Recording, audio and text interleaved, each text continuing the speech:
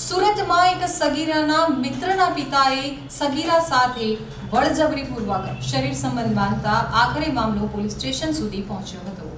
પ્રાપ્ત વિગતો મુજબ મૂળ અમરેલીના વતની અને સુરતમાં પૂર્ણા ગામ વિસ્તારમાં રહેતી એક સગીરાનું પરિવાર લોકડાઉન બાદ પોતાનું મકાન ખરીદીને ત્યાં રહેતા હતા।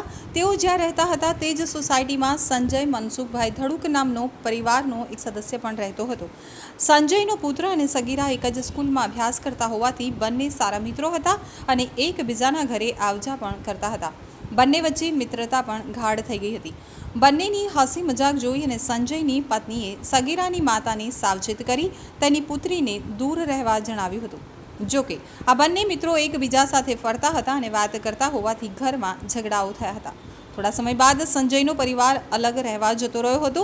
ત્યારબાદ પણ સગીરાએ સંજયના પુત્રની સાથે વાત કરવાનું ચાલુ રાખ્યું હતું, જેને લઈ અને સગીરાનું સ્કૂલે જવાનું પણ બંધ કરી દેવામાં આવ્યું હતું। તે સમય દરમિયાન સગીરાએ રડતા રડતા પોતાની માતાને જણાવ્યું હતું કે થોડા દિવસો પહેલાં તે સંજયના ઘરે રાત્રિ રોકાણ કર્યું હતું, ત્યારે સંજયે તેણીની સાથે બળજબરીથી શારીરિક સંબંધ બાંધ્યો હતો। આ વાત સાંભળીને સગીરાની માતા ચોંકી ઉઠી હતી અને તેઓએ પૂર્ણા પોલીસમાં સંજય ધડુકની સામે બળાત્કારની ફરિયાદ આપતા પોલીસે ગુનો નોંધી આરોપીની ધરપકડ કરી કાયદેસરની કાર્યવાહી હાથ ધરી છે।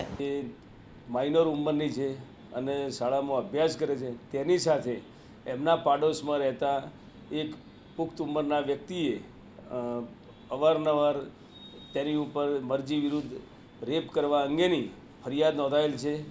પોલીસે આ ગુનાની તપાસ હાથ ધરી અને મજકૂર ગુનામાં સંડોવાયેલ આરોપીની ધરપકડ કરેલ છે। આરોપીની ઊંડાણપૂર્વક તપાસ ચાલુ છે। ભોગ બનનાર તેમજ આરોપીની મેડિકલ ચકાસણીની કાર્યવાહી પણ કરવામાં આવેલ છે અને વધુ પુરાવા મેળવી સાયન્ટિફિક ઇન્વેસ્ટિગેશન પૂર્ણા પોલીસ સ્ટેશનના ઇન્સ્પેક્ટર શ્રી નાયકે હાથ ધરેલ છે।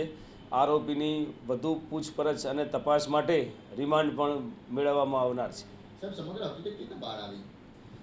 આ કામના ફરિયાદીએ પોતે તેની દીકરીને નર્વસ રહેતી હોય અને પૂછતા દીકરીએ પોતે એ પ્રકારે હકીકત જણાવતા તેની માતાને જાણ થતાં તેઓએ પૂર્ણા પોલીસ સ્ટેશન ફરિયાદ નોંધાવે છે। આરોપી ફરિયાદીના સામે જ પૂર્ણા વિસ્તારના સીતાનગર વિસ્તારમાં સોસાયટીમાં પાડોશી તરીકે સામે સામે રહેતા હતા। ત્યાં આરોપી રહેતા હોય પાડોશી તરીકે હોવાનો લાભ લઈ અને બંને પરિવાર વચ્ચે આવવા જવાનો અને બોલવાનો સંબંધ હતો। એ દરમિયાનમાં ફરિયાદીની દીકરી એમના ઘરે ભણવા માટે તેમજ રાત્રે રોકાવા માટે ગયેલી, એ દરમિયાન આ ગુનો બનેલાની હકીકત બહાર આવે છે।